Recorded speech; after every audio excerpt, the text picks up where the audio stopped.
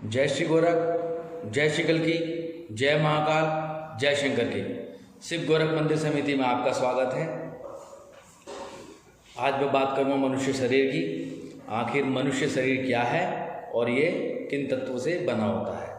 मुख्य रूप से हमारे शरीर को निर्माण करने के लिए 5 तत्वों की आवश्यकता होती है, जिन्हें पृथ्वी तत्व, जल तत्व, अग्नि तत्व, वायु तत्व और आकाश तत्व के नाम से जाना जाता है, जिन्हें पंच महाभूत कहा गया है। ये पंच महाभूत जिनसे हमारा शरीर निर्मित होता है। हमारा शरीर इन तत्वों का ऋणी हो जाता है, अर्थात ये तत्व हमारे शरीर को बनाने में पूरा सहयोग देते हैं और हमारा शरीर इन्हीं तत्वों के आधार पर जीवित रहता है। अर्थात अगर ये तत्व, इनमें से कोई सा भी तत्व अगर हमारे शरीर में निष्क्रिय हो जाता है तो हमारे इस शरीर की, जो ये शरीर है जिसको हम स्थूल शरीर कहते हैं, इसकी मृत्यु हो जाएगी। अब बात करते हैं कि ये पांचों तत्व किस आधार पर शक्तिशाली होते हैं।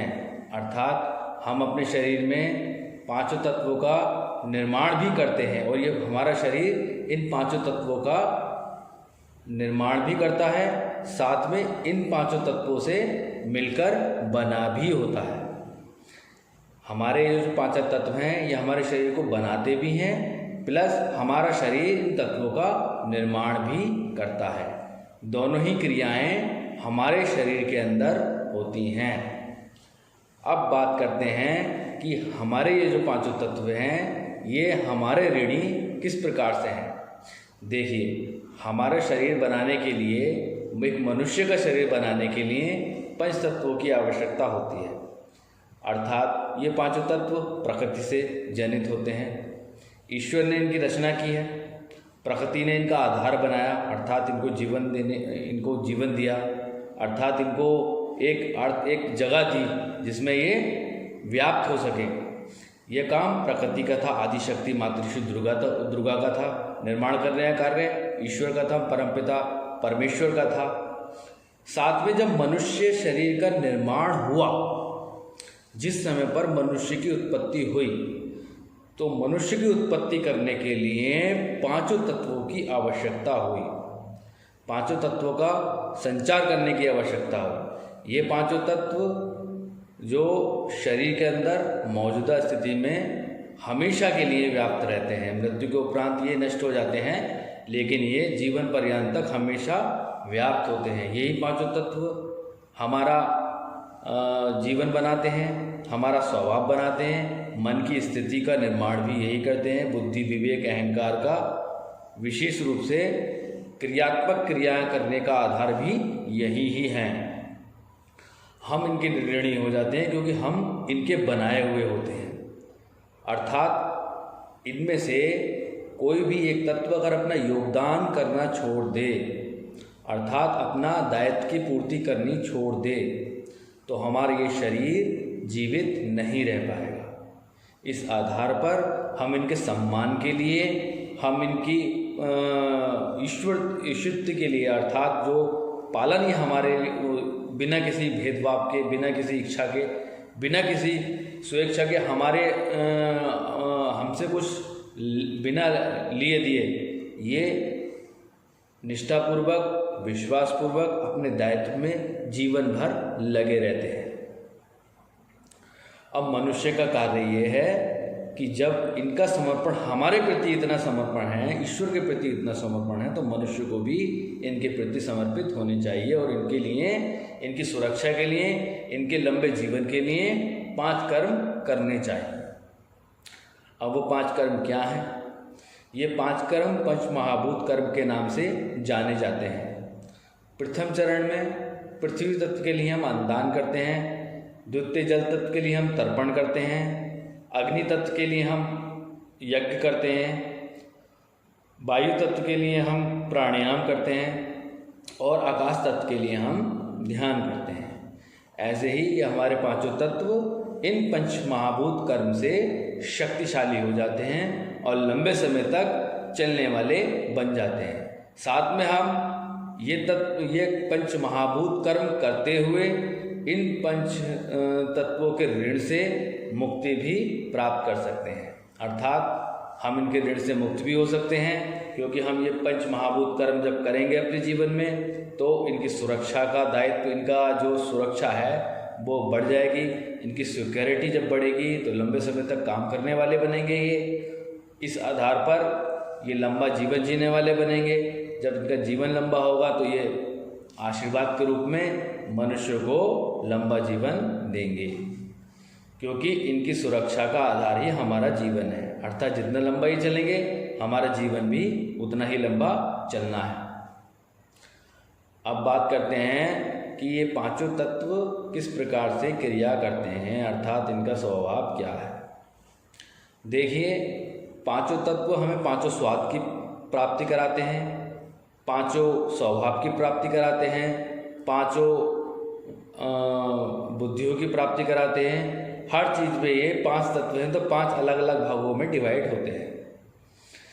साथ में ये चक्रों में के साथ मिलकर के चक्रों की मित्रता, चक्रों से इनकी मित्रता रहती है, प्राणों से इनकी मित्रता रहती है।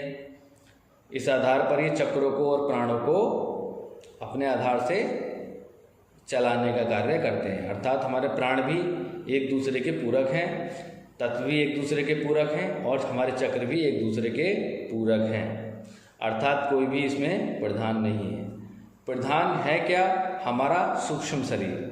हमारा सूक्ष्म शरीर ही इन तत्वों, प्राणों और चक्रों का प्रधान स्वरूप है, जिस प्रकार से वो आगे कार्य करने के लिए इनको स्वतंत्र कर देता है, खुला छोड़ देता है। हमारा स्थूल शरीर जो इनके बारे में नहीं जानता, हमारा सूक्ष्म शरीर जो इनके बारे में ज्ञान रखता है। अब ये जो हमारे पांचों तत्व हैं, ये हमारे पांचों तत्व हमारे लिए पांचों स्वाद देते हैं।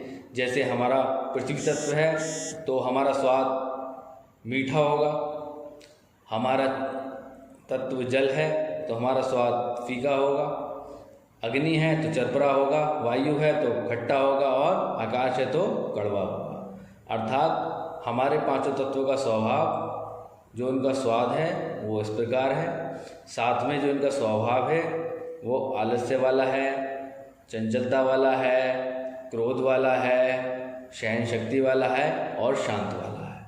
हमारे पांचों तत्वों की प्रकृति अलग अलग प्रकार से कार्य करती है। जैसे कि हमारा पृथ्वी तत्व है तो आलस्य प्रमाद का प्रतीक है, स्वाद इसका मीठा है। अर्थात हमारे जीवन में जो मीठा स्वाद होता है, जो हम मीठा स्वाद ग्रहण कर पाते हैं, वो इसी तत्व के आधार पर कर पाते हैं।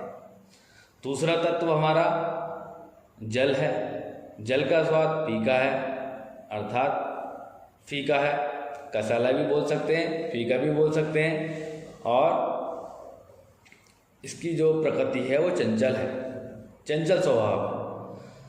तीसरा तत्व हमारा अग्नि है। अग्नि का स्वभाव है क्रोध, यह हमें क्रोध की प्राप्ति कराता है। साथ में इसका स्वाद चरपरा है, मिर्ची मिर्ची जैसा। चरपरा उसे बोलते हैं जो मिर्ची मिर्ची जैसा होता है, ऐसा लगता है गले में जैसे मिर्ची मिर्ची सी लग रही है। चौथा हमारा वायु तत्व है। वायु तत्व का स्वाद खट्टा होता है। जब कभी खट्टेपन की आवश्यकता होती है, हमारे जीवन में जो खटास होती है, खट्टेपन की जो उत्पत्ति होती है वो हमारे इसी तत्व से हमें मिलती है। साथ में ये हमें शांत स्वभाव देता है। ये हमें जिस प्रकार से पवन एक वायु का वेग होता है, उसी प्रकार से ये हमारे लिए कार्य करता है। अर्थात ये हमें, अगर हम स्वभाव की बात करें तो हमारे जो स्वभाव है वो हमें कर्मनिष्ठ स्वभाव ये बनाता है। हम किसी भी चीज़ को इस तत्व के अंतर्गत ठीक प्रकार से कार्य करने के लिए सक्षमबद्ध होते हैं। पांचवा आता है हमारा आकाश तत्व। आकाश तत्व जो कि हमें कड़वाहट देता है। इस तत्व का स्वाद कड़वा है और ये अलग प्रकार से शरीर के अंदर व्याप्त रहता है। शरीर में बहुत कम मात्रा में ये चलता है। हमारे पांचों तत्व ढाई घड़ी के आधार पर परिवर्तित होते रहते हैं। जिस प्रकार से हमारा स्वभाव, हमारा मन और हमारी बॉडी की स्थिति बदलती रहती है। ज़्यादातर ये स्थिति जितनी ज़्यादा बदलेगी, शरीर उतना ही ज़्यादा क्रियाशील और प्रगतिशील रहेगा। परिवर्तनशील रहेगा, हमारी इंद्रियां इनसे अटैच होती हैं, तो उस प्रकार से कार्य करने में सक्षम रहती हैं। आज की वीडियो में इतना ही। जय श्री गोरख, जय श्री कल्की, जय महाकाल।